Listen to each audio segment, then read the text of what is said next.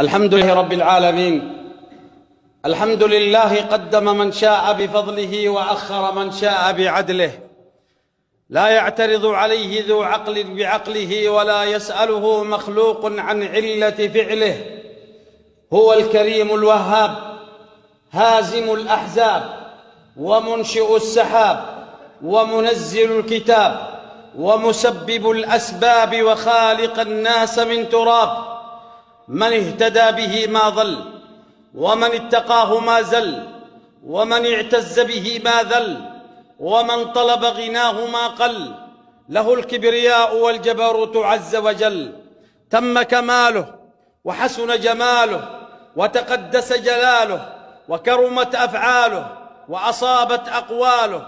اطلع فستر، وعلم فغفر، وحلم بعد أن قدر، وذكر من ذكر، وزاد من شكر، وقسم ظهر كل من تجبر وكفر. نحمده على حزن الأمر وسهله، ونحمده كما حمد نفسه وكما حمده الحامدون من جميع خلقه، ونستعينه استعانة من فوض أمره إليه، ونستغفره استغفار مقر بذنبه معترفا بخطيئته. ونشهد أن لا إله إلا الله وحده لا شريك له، له الملك وله الحمد وهو على كل شيء قدير.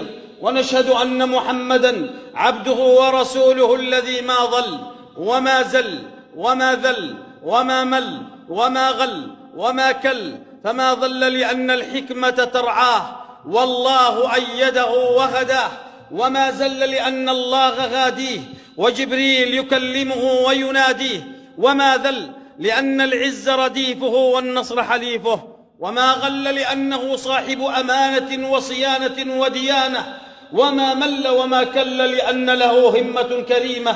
سيدي أبا القاسم يا رسول الله، أنت الذي من نورك البدر اكتسى والشمس مشرقة بنور بهاك، أنت الذي لما رفعت إلى السماء بك قد سمت وتزينت لسراك، أنت الذي ناداك ربك مرحبا ولقد دعاك لقربه وهداك، فخفضت دين الشرك يا علم الهدى ورفعت دينك فاستقام علاك.